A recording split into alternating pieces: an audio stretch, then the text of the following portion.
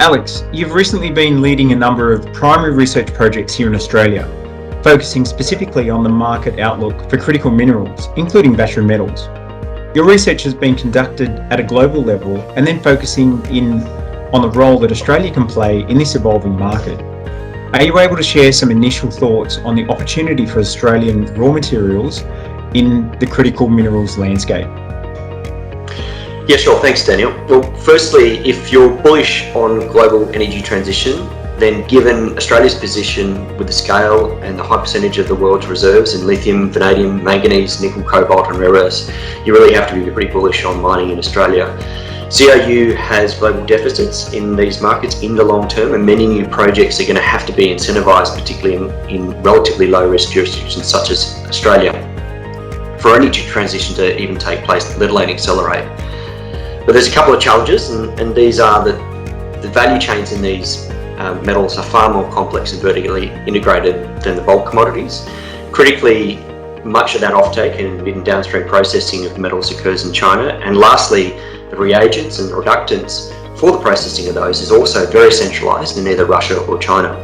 But ultimately, we believe there's much more longer term values in Australia moving downstream with partnerships, as we've seen in lithium, but we really need to see more of it occurring in vanadium, nickel and rare earths. Excellent. Well, thank you, Alex. That's great insight there. So we're seeing a lot of hype in the critical minerals sector, the renewables and the battery metals market. We see reports on supply shortages in metals like copper as an example.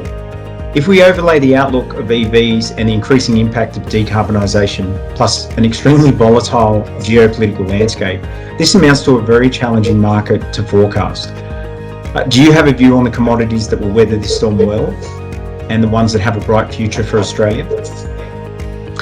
Yeah, sure. So ultimately, in a long-term perspective, from a commodity viewpoint, a commodity demand growth perspective, it's really the smaller, more pure play markets like lithium, vanadium, cobalt and rare earths, and even the relatively tiny silicon and polysilicon markets that have much greater longer term upside, almost driven solely by energy transition. For example, in many of these commodities, we see double-digit compound annual growth rates globally for the next 2 decades.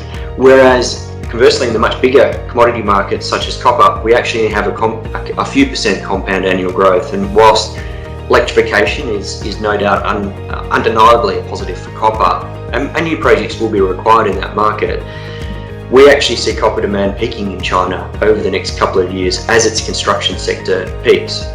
Even more starkly, in steel, we actually think China has already seen peak demand for new iron units.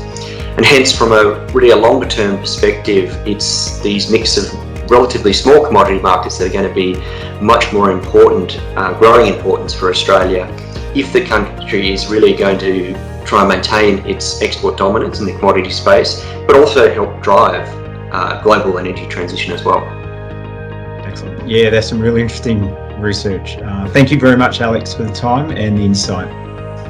Thanks, Daniel.